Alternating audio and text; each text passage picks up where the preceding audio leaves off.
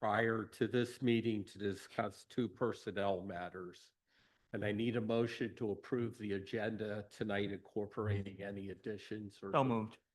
Thank you, Mr. Keener. Second. Mrs. Brady, thank you. All those in favor? Motion carries 8-0.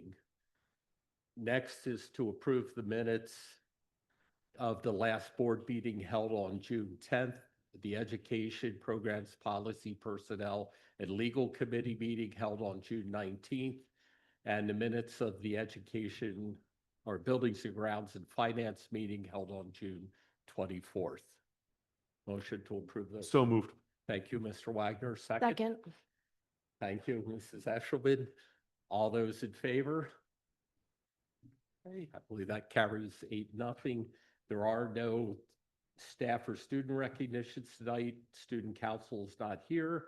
So we're going to move into residents' requests to speak to the board. The board provides a time for public comment for residents and taxpayers to bring their thoughts to the board, but it's not a time for exchange between the board administration and the speaker.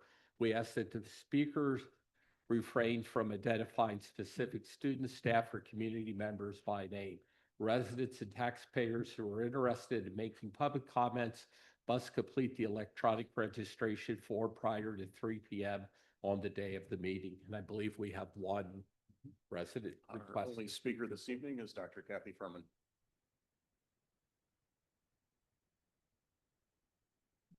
Good evening, Dr. Kathy Furman, West Hempfield Township. I'm a parent of 3 sons who graduated from Hempfield and a current resident and taxpayer. I have also been a school librarian for 31 years, 21 of those as a library department supervisor. Tonight, I would like to address item 9B, personnel action items on tonight's board agenda, where there is an item to approve the resignation of an elementary school librarian for Rohrerstown Elementary, Landisville Primary Center. Just 2 years ago, in August 2023, I stood right here and implored you to reconsider a poor decision made by the school board to eliminate a high school library position.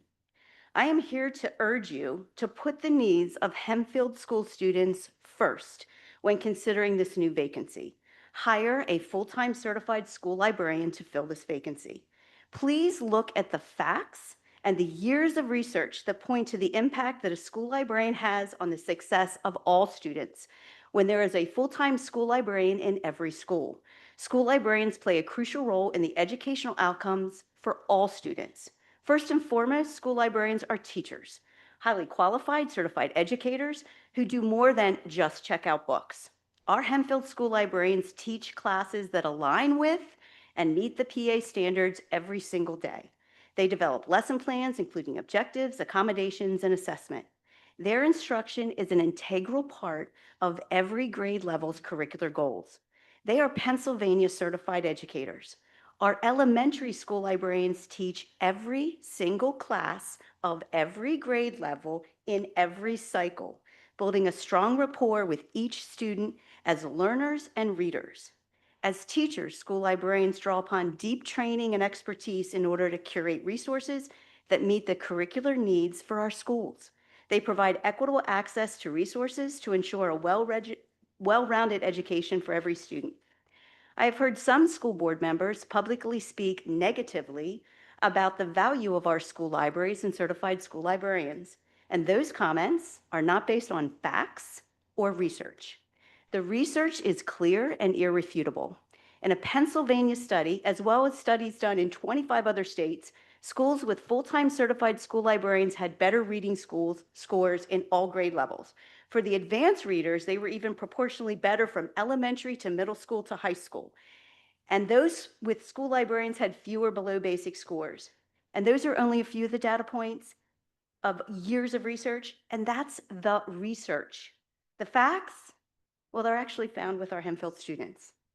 Have you been in our school libraries to see how engaged our students are when they're in the school library with a school librarian that knows them as readers from the very start of their time in that school? Have you seen the excitement when a student anxiously returns a book and asks the school librarian for their help finding a new book? Have you seen the certified school librarian who collaborates with the students' teachers, understanding the students' reading and learning needs? And again, if there is one single school librarian in that school, they will have navigated that reading journey with those students since kindergarten. More facts.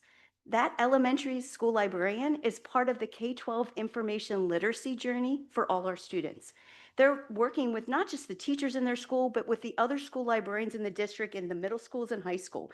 They're writing and revising curriculum, ensuring that our students have the foundational elementary skills that they need to develop skills that they're going to need in future grades, as well as beyond Hempfield in their career, military, or post-secondary education.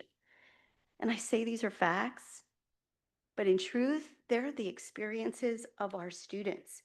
And our students do not want to lose those school library experiences. And I don't think their parents do either.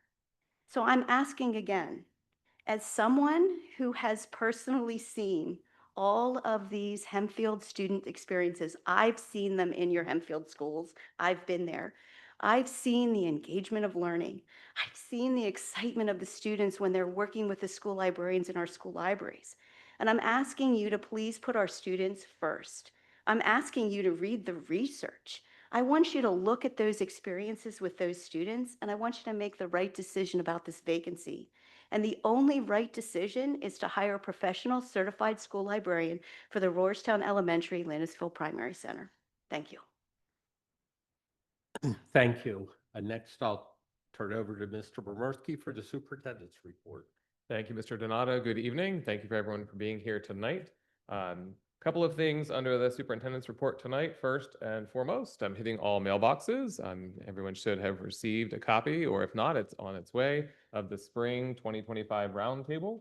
I want to publicly thank Mrs. Burkholder for the extensive amount of time, energy, and effort you put into this.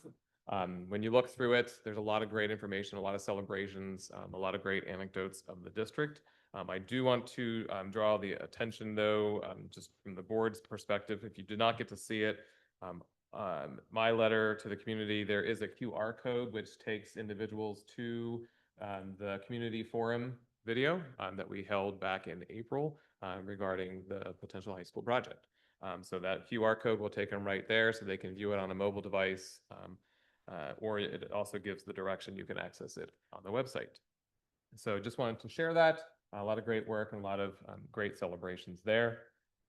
The other piece is we're continuing to work through getting ready for the 25-26 school year, as I shared with you the end of last week.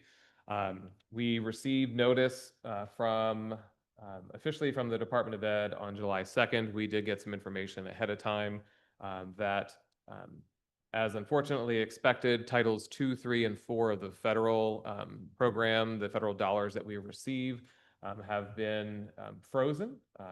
Those dollars for us equates to about $305,000.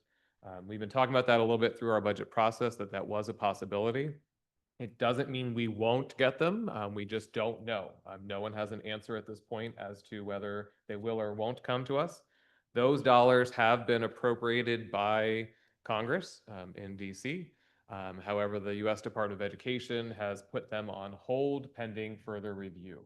So we don't really know what that review is going to look like, how long it's going to take.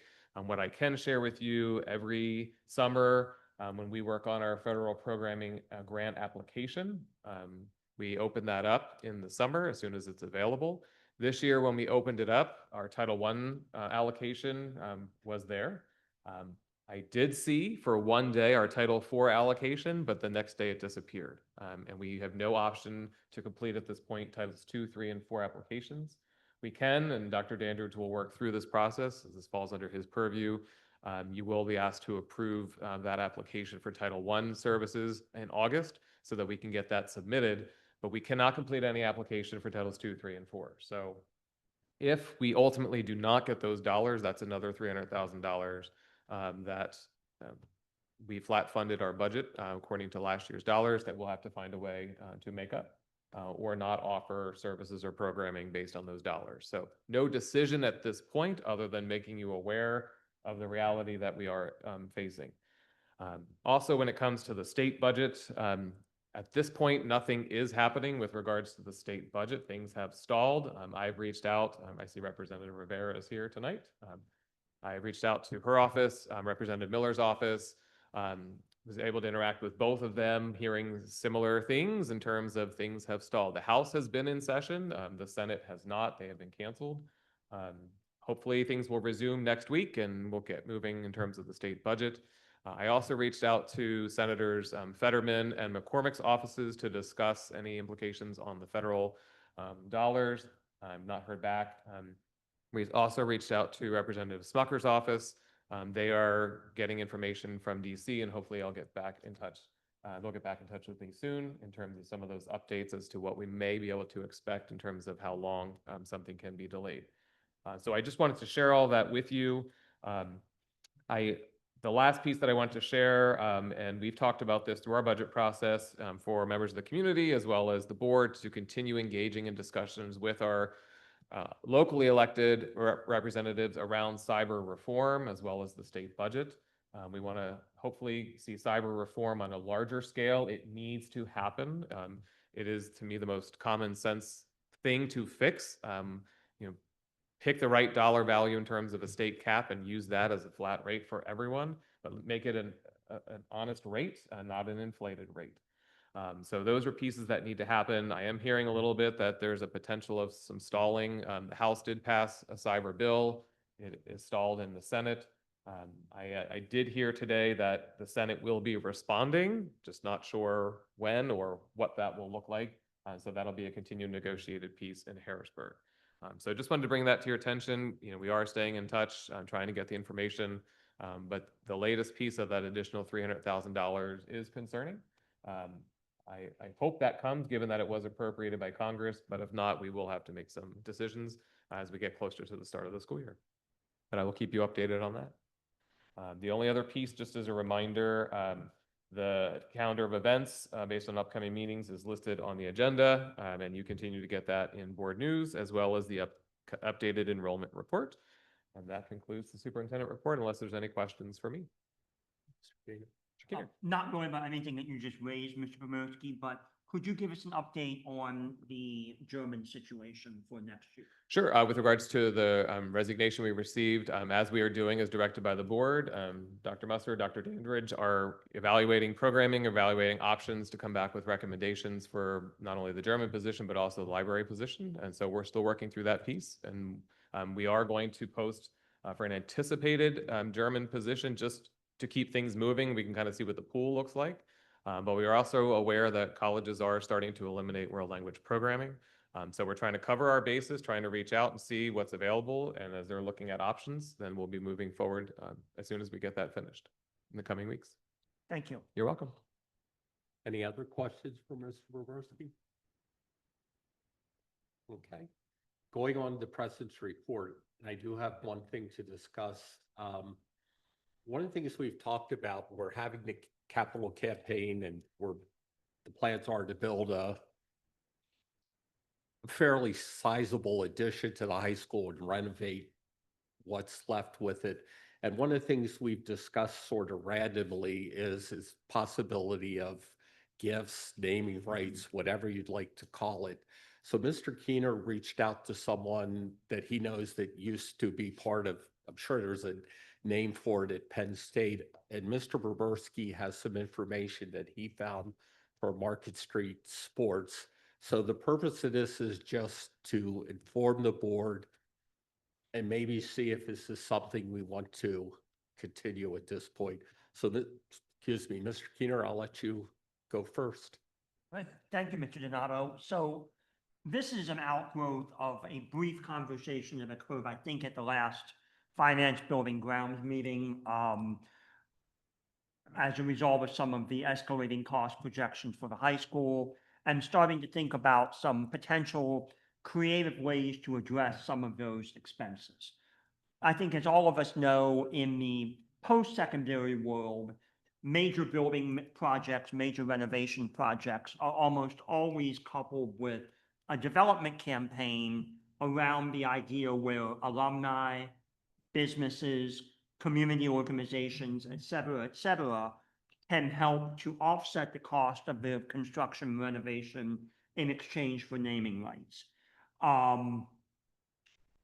Because this is an area that maybe is not quite as common in K through 12 education as it is in the post-secondary world, I reached out to the father of a student that was a very senior development person at Penn State, now a senior development person at another major university, and just basically said, teach me about this. What are some of the issues? And we had a very helpful, very lengthy conversation, about 2.5 hours, where he kind of walked me through. And the Cliff Notes version of it is, this stuff absolutely works, but there are things that you have to be very mindful of. And the very first thing that he said, and it mirrored some other comments that I have heard, is there needs to be a very thoughtful naming rights policy around what are the sort of things that can be named, who is eligible to participate in naming rights, what are some of the remedies that the district has in the event that a potential donor is not someone with which the district wishes to be associated. What are some of the issues if a donor later becomes someone that the district does not wish to be associated with? So there's a lot of things that need to be thought about, but one of the most interesting takeaways was that some of the most fertile potential donors are people that you don't really think about. And what my colleague said is that retired educators, retired members of the community that you don't think of as having the resources to be philanthropic, actually in many cases are. And that these are the people that a well thought out, well curated development program led by a consultant who knows the area, who can develop those relationships, can be quite fertile. So I guess the question is this something that a majority of the board is interested in potentially exploring as a way to offset some of the cost of the high school renovation? Understanding that the first thing we would need to do is look at our naming rights policy, start to flesh that out a little bit through the policy development process, potentially look at some fundraisers that we could partner with, how that would look, what are some of what the cost there would be, what the ROI would be. I know Mr. Bomirski also talked with Market Street Sports, who lives in a segment of this world, but probably not the same segment that we are talking about. Correct. And just to build on that, in my conversations with the team from Market Street, the district has used and worked with Market Street Sports since about 2007. Market Street Sports focuses on sponsorships with regards to individual organizations within the community that would work to support the district. And so understanding kind of the lanes of where groups are, one of the things that Market Street talked about is people tend to think right out of the gate, this is about organizations, and what Mr. Keener was talking about is exactly right. It's not necessarily the organizations, because the organizations right now of what's happening across the country in businesses, like, people are struggling at times to make ends meet. And so what Market Street is seeing is organizations are looking to give less and or stopping altogether. This is more focused on individuals. And so it's trying to understand and keep things in the lanes that they're in, and let people who do this work do it in the lane and do it well in that particular lane, but not trying to merge something from, example, sponsorships over to larger capital campaigns. The one piece, though, that does get difficult, and Mr. Keener referenced this, is we do have to look at our policy on naming rights, but also you have contracts through Market Street Sports under the sponsorship side where individuals get specific exclusivity rights based on their contract. And so that is going to have to all be examined in this process so that we don't overstep or cause issues, and we have clearly defined lanes if that's something that the board wishes to go down. But it should be done by an outside entity coming in and working to do this, because that is the group that would have the expertise. This is not an internal district piece where there's areas of expertise. Okay. questions for Mr. Bowerski or Mr. Peter at this point? I have no opposition to exploring this further. I think a lot of districts shy away from it because of some of the things that have to be in place to make sure that it's done well. I believe that Hempfield has already taken some steps to do that a little bit with Market Street. I'm glad that was mentioned. But there are some districts that haven't really done much of anything related to this type of work. So I do think it warrants exploring. I think the return on investment is questionable because I don't think we know what's out there. So there is a little bit of risk, but I think it's worth the risk at this point.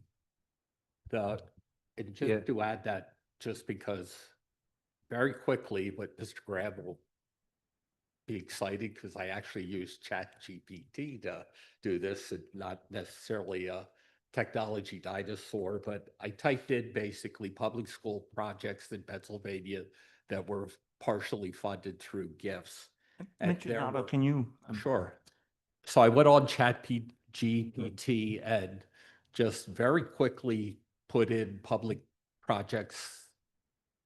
school projects partially funded with gifts, and it didn't really come up with any answers. So it really is a new thing. The largest thing for a facilities upgrade that I found was GE Transportation gave the Erie School District, and this was way back in 2007, $15 billion for facility upgrades with it. And they mentioned it's the Garnet Valley School District. It wasn't specific, but what I got from this was that they may have gotten some gifts like specifically for an art room or an art wing or a technology wing with it. But again, there's not very much out there that I could find, and it was done quickly. So One question I would have, and I might be in the weeds a little bit with this, but how would the organization or the company that we would engage with to do this be compensated? One of the ways that I would suggest they be compensated is potentially a percentage of what they raise, if that's a possibility. Again, I don't know enough about the group that you spoke with, but that's an incentive for them to raise its commission-based payment. And so if that limits our risk.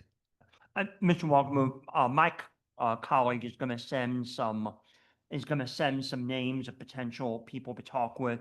It is my understanding that the system that you outlined is how these people work. Is that a lot of them do work on a percentage of the amount that they raise, but I think that's a stay tuned for more information. I just comment that I'm not opposed to looking into it further. I can't give I'm 100% behind this idea, or I definitely won't entertain this idea. I think it's fine to look into it. I do personally have, and we've discussed this, I have some reservations about the use of naming rights. A capital gift campaign is one thing. I do really have concerns, no matter how you structure your policy, about going down the path of naming rights to wings or rooms or fields or anything like that. I think history has shown that that can be a complicated path to go down. And yeah, so I'm okay with looking into it, but that's where I'll, limit it for now. other comments? Sebastian? I think it's a great idea to explore. I mean, see what we can find out, and we have to watch the policy, as Mrs. Brady said. Mrs. Eshelman? Just talking with board members and other people who have been around Hempfield, learning kind of the history of the naming rights policy that we do have. I know there have been some issues with that in the past, and that doesn't even include money. So I would assume that adding the money component would complicate things even further. So I also attended a local school district's board meeting where they were having the same conversation about naming rights with fields and things and the money part of it. And it was contentious, and the community definitely had varying views on it. So I just want us to be prepared for things like that as we go down, that there's going to be a lot of different perspectives and experiences with it. I'm definitely 100% on board with going down this path. I think there's a lot of opportunity. I think what we're missing is every college does this, right? This is not a new thing in education by no means, right? Hospitals do it, colleges do it. This is nothing new. So there definitely is a path to do this. I think we should, if we get names, we should do more of an interview process and find one that fits us, and go down that path. But I think it's definitely something that we need to go down, and it can be a very positive thing because the community it's their high school, so it's a good way for them to also buy into the high school, right? So it also involves the community as well. Mr. Brammerski, is there any state regulations or anything for public schools that could prohibit this? Do we know anything that could make it difficult? I've reached out to a district based on information that I've learned through a conversation with someone else that they tried a capital campaign, so I'm waiting to hear back from them. I should be able to connect with them. I mean, Penn State, Hack, they all have naming, so they're all state schools. Yeah, I'm sorry, I was referring to K to the 12. K-12 public school side. Yeah, right? there is. Just to be able to get some of that information as well, and be able to bring that back. What colleges and universities you're allowed to do or different. They're still state schools, they're still. Yeah, but again, they function on different. And to that point, Mr. Maris, and that's an excellent question, is because we are a tax exempt entity, these sort of donations likely would be tax deductible to the donor, so there's all sorts of advantages there. The tax code at least certainly recognizes the possibility of doing something like this. I'm not aware of any state statute that would prohibit it, but again, I'm sure the solicitor will let us We'll know find if that there's out. something out there.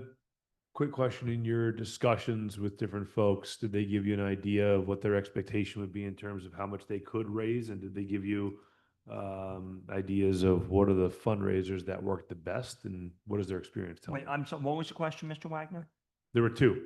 Number one, did they give you any expectation in terms of how much could be raised in their experience? And secondly, what fundraising, like what kind of fundraisers are they doing to? We did not talk specifics about how much could be raised. Clearly, when universities do this, they raise tens and hundreds of millions of dollars. There is a lack of data in the K-12 space because it's something that's not as prevalent. Yeah, I mean, there's development directors exist within various schools, right? So if you're a private school, if you're a Catholic school, they typically have development directors in-house, right? Right. And they're going to raise on a good year $100,000, right? Granted, smaller school, specific things, capital projects, they might raise a little bit more, just in my experience. I mean, I'm absolutely fine looking into it. I don't think it hurts. I think it's a good thing, a good exercise to do. There's a lot of, I can't just look at Hempfield and go, "Hey, we're like Penn State." You know what I mean? Like there's there's millions of graduates that are CEOs and Fortune 100. You know what I'm saying? Like it's a very different audience that we're targeting. Not to, I mean, proportionately, we wouldn't be raising hundreds of millions of dollars. So I'm okay with looking into it. I just want to make sure that we're managing our own expectations on what we actually might find or actually might uncover. Another question I have is what kind of a timeline would this go down and how does that marry with our timeline as far as making financial decisions? No, thank you. That's an excellent question, Mrs. Brady. One thing that my colleague emphasized is that this is major capital campaigns are very different than annual fundraising appeals. And we've all gotten the emails from various organizations that we're involved with from the foundation about, hey, can you donate to Extra Give? And, you log in and you make a donation and you get a thank you email and that's that. These are the sort of things where you have to identify who the people are that A, have the capacity, B, have the philanthropic mindset, and B and C want to contribute to this particular cause. And circling back, he emphasized former educators, retired educators, people, owners of small businesses within the community who have very specifically benefited from Hempfield. It takes time to identify and cultivate those things. And it's over a period of, I think he said, usually 1 to 3 to 4 years, which actually aligns well with our construction and development cycle. I think the good news, and one thing that my colleague and I discussed, is we have Mrs. Hall did a very nice job of coming up with a financial plan to fund the high school at the 210, $211 million level. So anything that would be raised would either allow us to reduce the amount that would be borrowed towards the tail end of the process, or it could be used on an endowment basis to fund programs within the new high school, and they would be decisions for a future board to make. But it is a multi-year process. This is not, hey, we're doing a capital campaign, blast out an email, and suddenly people start writing $500,000 checks. Right. That'd be great. Yeah, it would be great. I agree. Anyone else? Okay, what I'm hearing at this point, and I am agreeable also with getting more information about it, I guess I would look at it. I don't want this to become a burden upon the administration because again, they're like me, they're educators and they're not Yeah. trained in doing this. Mr. Donato, if I might suggest, and I agree, we don't need this to become a time suck for anyone.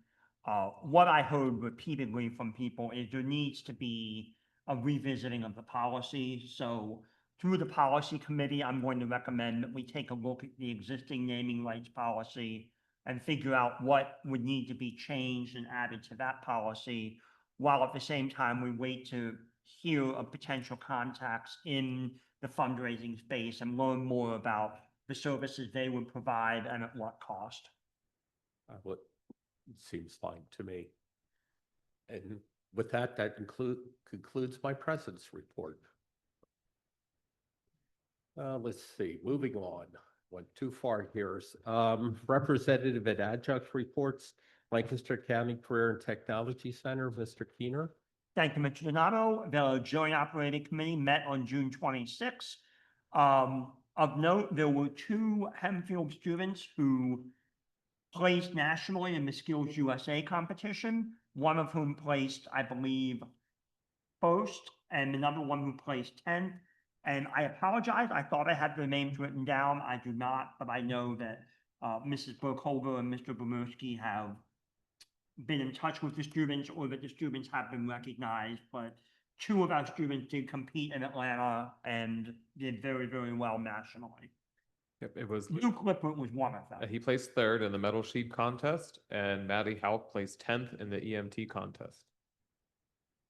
So, So, yeah. That's great. so that was very exciting. The next JOC meeting is in August, on August 28th at Brownstown. Thank you, Mr. Keener. IU 13, Mr. Maris. Yeah, we met on the 25th of June, and noteworthy, a new assistant director, Dr. Lynette Waller, I believe she's from the IU, has been appointed the new assistant director. So, Okay, thank you, Mr. Maris. Hempfield Rec Center, Mrs. Brady. We did not have a full board meeting in the month of June. I did attend 2 finance committee meetings, typically only one a month, but we did have an extra one, looking into further discussions on options and bids for repairing some significant repairs for parking lot pipes that are running under the parking lot. So we're still looking at that, and we'll discuss that with the full board at the next meeting, which is Wednesday, July 23rd. And also, I just got notice today, I know Hempfield has their own golf outing, but the rec center, their annual golf outing is coming up on October 10th. For all of you that can do that every weekend, you've got options. Also, one other thing to add, just from a strategic planning standpoint for the rec center, the strategic planning committee continues to meet with the architecture firm to talk about next steps in renovations and additions and such for the center. So that will be an ongoing project for the foreseeable future. So more to come. Thank you. Safety and security. Nothing new to report. Okay. PSBA. Nothing to report. Okay. Going on to the standing committees, buildings and grounds. Mr. Mayor. yes, we met back in June, end of June, June 24th. KCBA and Fidavia had spent considerable time talking about the high school project and updated information, looking at some additional costs, and we're working on that, resolving that. Ms. James also talked about the summer projects, get summer project update. Roofing projects, LPC and LMS are expected to begin in July. I don't know if they've started yet. They have, excellent. Paving and concrete work at Mountville Elementary had been completed, and now they're working on Centerville Elementary and Landisville Middle School. And the field project is estimated to be completed in October of this year. That's all I have. Thank you. Mr. Maris, Finance, Mr. Wakamuth?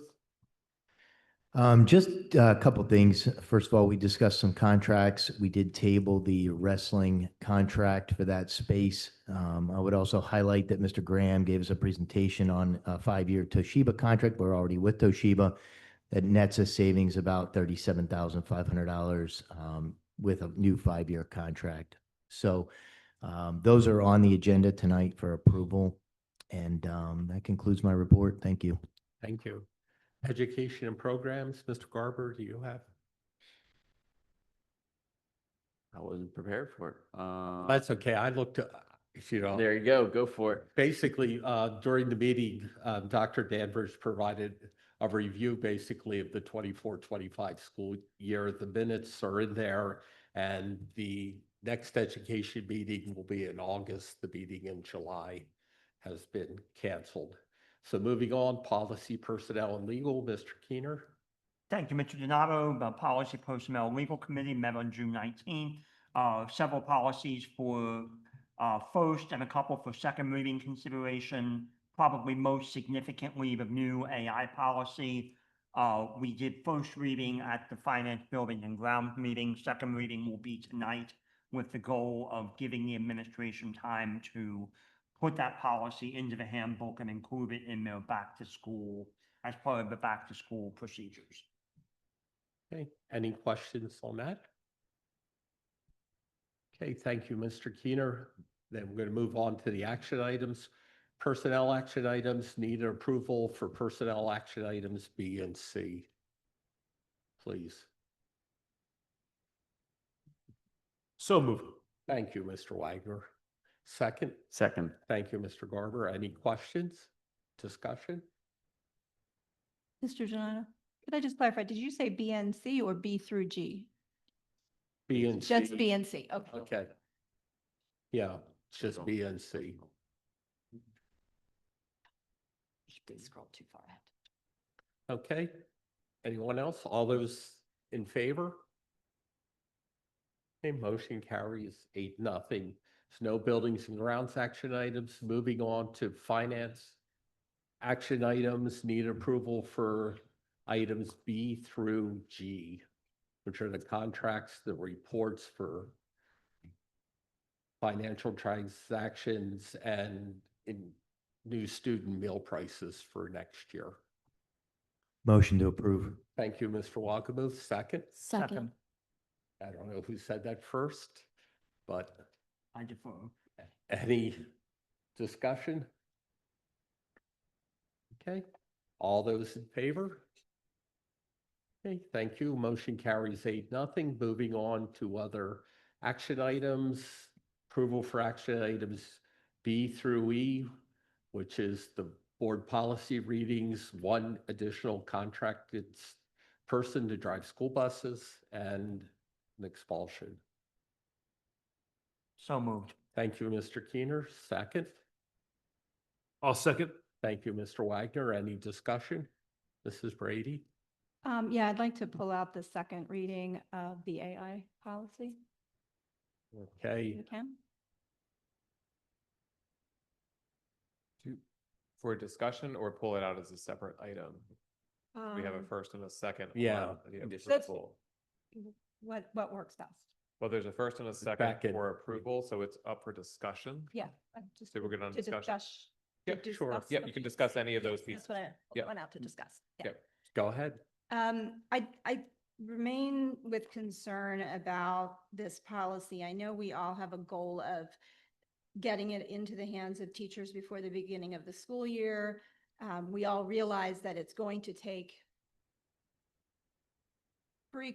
more than likely frequent revision over months and years because it's a moving target at this point. So I do appreciate that. I would like to get it as nailed down as possible so we can for today, rather than just saying, well, it's, here's what we got. The phrasing that I struggle with is where it says, quote, "It is the responsibility of all teachers to provide students with notice of how AI can be used on a particular assignment or project. Teachers should use the following scale." I feel like this potentially puts the onus on the teacher to have to say that every time. I know Mr. Keener and I have discussed this as well, and he believes that as it's phrased, that onus is removed. I read and reread it, and I don't read it that way. I wanted to just make a suggestion of a change to it. I don't know if it's possible at this stage. I was gonna say, I think the intention was that it is the responsibility of the teacher to specify if AI is going to be allowed to use, what level it is based on that chart. If it's not specified, again, based in the chart there in that first line, the assumption is that it can be AI can be used for very basic brainstorming and Right. nothing else. Right. So And I see that in the chart, but the wording surrounding the chart is Mrs. distressing. Brady, and I appreciate your concern, and to a point, I share your concern, because I think we need to put guardrails around the use of AI, and I think all of us share that goal. I don't want this to become a burden on the faculty or a pitfall for the faculty or anything like that. Nor, as I said when we first started talking about this several months ago, nor do I want to create a notice defense for plagiarism, i.e., oh, they didn't tell me I couldn't use AI, therefore all of the things around when you can use it fall by the wayside. I believe that the draft that we have here accomplishes those goals. I also think that we can do some very simple wordsmithing that makes it even more crystal clear. The language that you suggested, I think, accomplishes that goal. I'm also wondering. Just to be clear, I had sent an email earlier today Yeah. to Mr. Keener Yeah. and the administration Yeah. with that language. And I think that language also addresses the concern. In the interest of simplicity and knowing that we will be revisiting this policy, I wonder if we change the paragraph that says, "It is the responsibility of all teachers." Mr. Graham, is it easy for you to put that up there so that everyone can see it? If you could zoom in right here. Yeah. The paragraph that says, "It is the responsibility of all teachers to provide students with notice of how AI can be used." How about we change the how to if AI can be used, and then that in conjunction with the first instruction in the box, if they don't say it, the default is no AI. In other words, we change the how to if AI can be used. So the faculty must say, yes, you can use AI. If they don't say anything, then the rule is no AI. And I think, Mrs. Brady, that may address the concern that you have, but perhaps I'm misunderstanding it. I have a question. If it's not the responsibility of the teacher to make that clear related to the class and the assignment, my question is, who is responsible for that? No, I think I understand where you're coming from, that yes, the teacher should make it clear if students are allowed to use AI. I'm not taking that away. I'm thinking of the day-to-day where you're in the classroom, you're giving kids work for the day that needs to be done, a particular assignment. Like, complete this assignment for today in class, and they are with their iPads. Does the teacher have to say that every time? And remember, you should not use AI to do this I don't think it's asking too much. When the cell phone, I'm going to use the cell phones as an example. When they came into play, it became the responsibility of the teacher in the classroom to say, you can take out your cell phones and use it for this particular project or assignment, and here's how you can use it. Right. So I don't think we're asking anything of anyone that's not been done before. So I'm just struggling to understand the need to wordsmith this. And if I'm teaching, I want to be able to share that. Today, guys, you can use AI for this assignment. Here's how you can use it. And I think that's what I think should be. Like today, you can use it for this assignment in this way, but I don't want them to have to say at every assignment, do not use AI on this Well, I assignment. think you can start out. If I'm teaching a class, the first thing I'm going to do is use the disclaimer. Until I tell you you can use AI on an assignment, you can't use it. And I'm going to default to the fact that it's not in play How the until policy should read. I suggest that it's okay to take out your phone or it's okay to use AI on this assignment at this level. And that's how I would approach it, taking the position of AI is not okay, at least for now. It may become a day when AI is the standard. But for today, if we want to limit that, then I think you have to start with that as a disclaimer. I think Yes. the suggested wording that I had shared earlier was unless explicitly stated by the teacher, the expectation, blah, blah, blah, is that AI shall not be used for completion of assignments. That Unless still it's- puts the responsibility on the teacher to say you can use it and how. So, No, yeah. unless explicitly And, stated. and would, I'm just, I'm going to say, wouldn't this come down to actually the administrative procedures on how this policies? It's really up to the administrators to let the teachers know how it could be used and do that. We're trying to give a general broad policy with it. It's sort of, because I am an ancient dinosaur, reminds me of when calculators came out. Now, again, it's a lot easier to tell a kid you can't put your calculator out and notice it. Right, and when they're all working on their iPads. anyway. I actually Yeah. took The other thing we were trying to capture there, and I get your point of saying that by default, no AI can be used. The difficulty is that AI is baked into literally everything that's out there. If you do a Google search, you're literally getting Yes. AI results as the top thing there. And the goal here was that we can't basically say you cannot use AI for anything because it's literally baked into every product that our kids have access to. It's really trying to put things into tiers that, yes, you're going to be able to use, if I throw all of the ideas I have for an essay and ask for help organizing it, or, what are some good books to do a book report on? I'm just throwing things out there. AI is going to be able to do that, but that's very different than asking AI to write the essay for me. Right, and earlier, I think in the policy, it defines AI for this purpose as the Yeah. generative. But the concern is that if you write in the policy that by default, students can't use AI as a baseline, that isn't enforceable. But Mr. Graham, I think that concern, and I agree with that concern, but isn't that addressed up in the definition section? That's right. Where it differentiates between generative AI and it specifically carves out what I'll call baked in AI, as in the new example with Google. You're correct, Just Mr. Keener.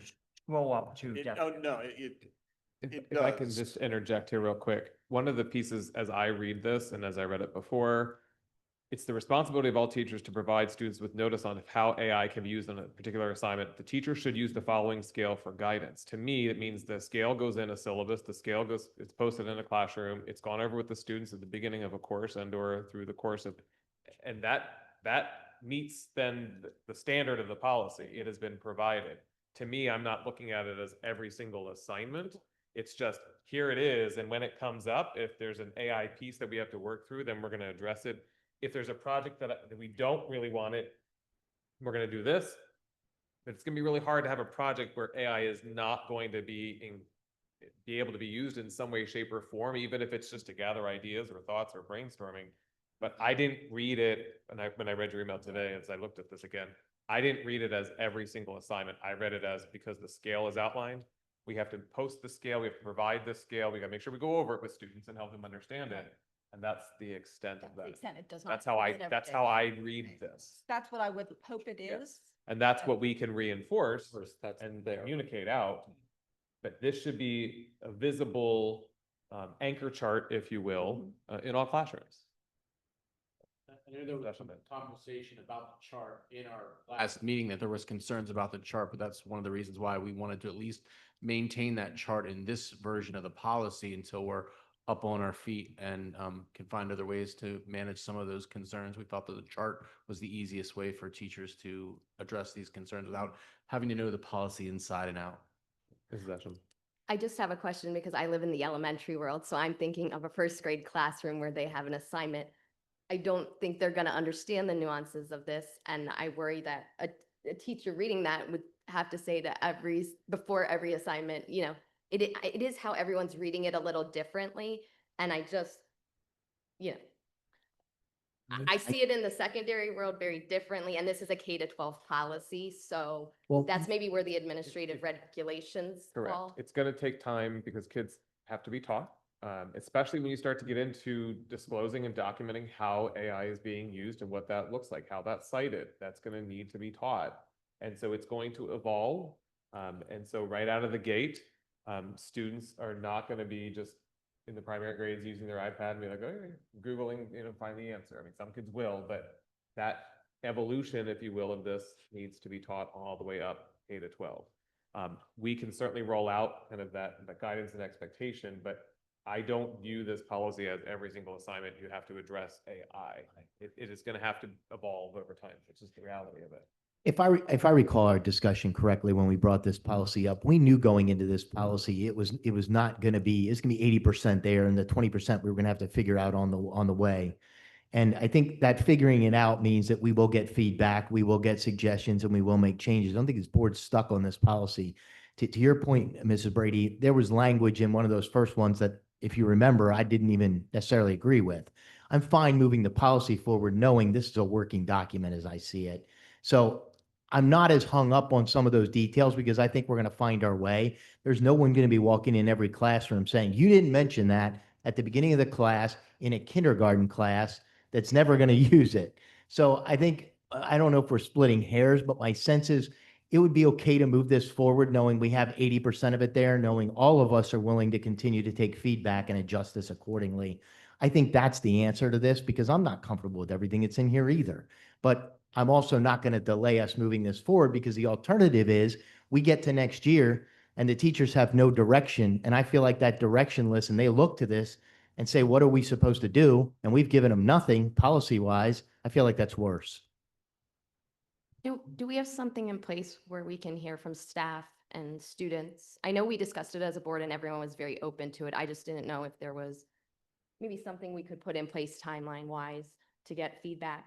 That would be helpful. I don't know if I know there's nothing really I can put in place to make the initial handbooks, as was the desire of the board, but we have listening sessions at our high school. We have student council that we've used frequently to get feedback. We have faculty meetings, staffing meetings coming up when teachers return. So there's lots of different ways for us to gather feedback. I also, I want to say it's 80% done, not because of the district's lack of willingness to get it home. It's the fact that the AI is moving so fast and changing so quickly. The policy that was shared by PSBA and some of the early policy conversations that we had last year aren't even relevant anymore with how fast things are moving. So it gives us a spot to get feedback that you're seeking. And I think that was what kind of carried the conversation at our last meeting, is our commitment to bring it back in front of the board with some of that feedback and then discuss, is it being interpreted the wrong way? Is there any other language we can add? I think there's probably going to be another section in that graph. If the board finds the graph is functional or the feedback is, I think we'll probably be adding another section. It's moving that fast. And that's the beauty of a policy though, right? It's always fluid. It's always moving. It's always able to be changed, right? And so for me, and maybe I'm the remedial one of the group, I probably am, but so no pun intended, I'll make the elementary observation of to me, this is no different than a student using Google, literally. Now, there's no question that AI has more speed, more muscle, right? There's no question that it does a lot more. It is much stronger, more powerful than anything you can find on Google. However, if you wanted me to go find you something on Google and then hand it into a teacher and then say it was my own, It's the same discussion to me, right? So for me, we're going to learn things as we go. Bottom line is, it's no different than using Google. It's no different than using things that are, nonetheless, at the very core of this, it's a tool, right? So how you use it, frankly, is, I mean, that at the core of this, that's what we need to write policy around.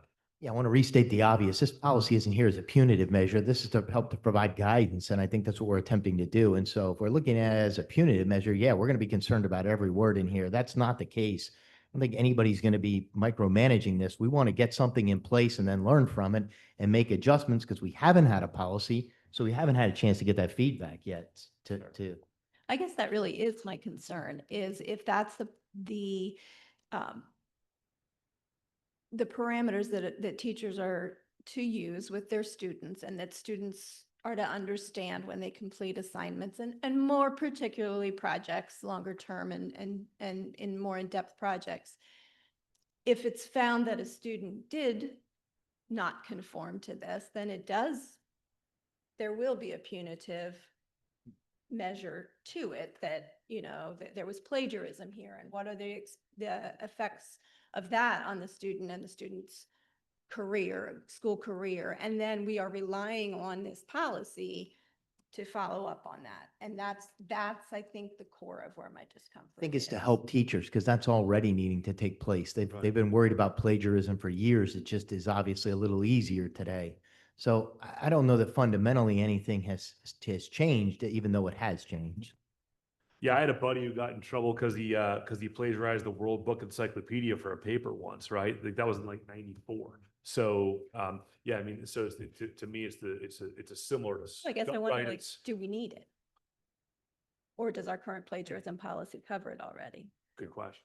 I don't know. But to me, It doesn't feel risky to move this forward to me. Yeah. And I know we have a motion and a second on the table, and I don't want to stifle the discussion, but at some point we do have to act on that unless somebody wants to rescind it and, their motion and their And second. just a point of order.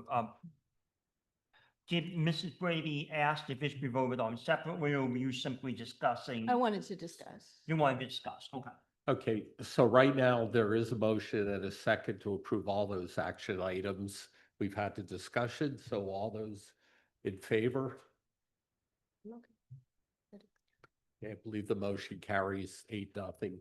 And I believe, Dr. Musser, when we had this discussion before, which you're going to bring the policy back in the middle of the year and to get some idea because it is new with that.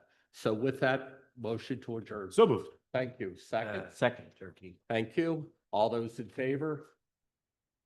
Thank you. We're adjourned. What?